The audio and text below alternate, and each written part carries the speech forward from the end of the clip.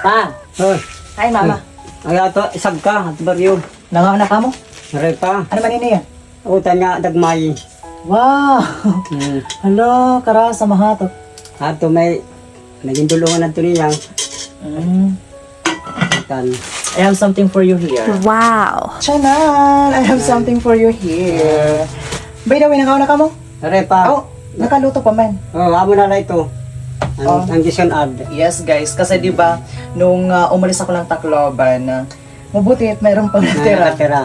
So ngayon kababalik ko lamang galing Tacloban, tapos syempre yung pangako ko sa kanila na bibili sila ngayon ng isang sako ng bigas. Ito.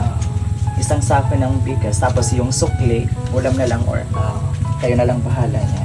Ayan, so magla-lunch pa lang ako at saka buksan po muna natin yung regalo natin kay Father guys. Ito siya. Bagong-bago ito siya talaga. Parcel. Sige, ito na po yung Buksan natin.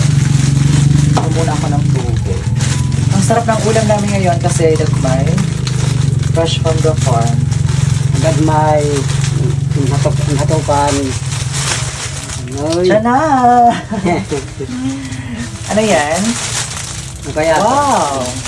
Bagong-bago talaga siya. Oh, wala tubog. Thank you so much po sa seller na nagpadala sa amin nito ng libre lang.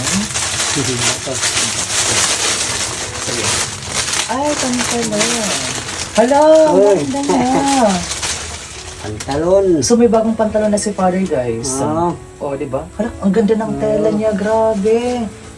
Wow, jeans.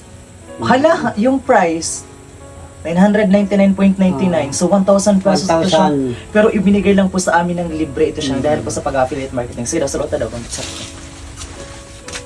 Tama-tama lang. Oh. lang. Thank you. Ayan. Grabe, thank you so much po ma'am for trusting us na i-promote po yung mga product nyo.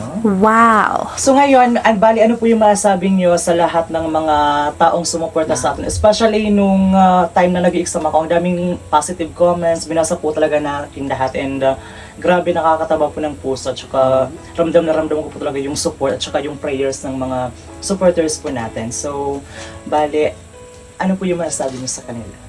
Ang masasabi ko lang na maraming salamat sa inyong lahat na sumusuporta sa amin. Yes, Kaya pagpalain kayo ng Panginoon, magkayong palagi kayong magdadasal. yes. Manalig lang tayo sa Panginoon. Siya kasi ang pag-asa natin. True. Grabe guys, di ba imagine kahit online lang tayo, nagkikita-kita sa online world. Grabe, ramdam na ramdam po talaga namin yung support at pagmamahal niyo. Sobrang nakakataba ng puso. Yung pag-heart at saka like ng video pa lamang po namin, yung pag-comment, pag-share ng video at saka pag-follow po sa page po namin.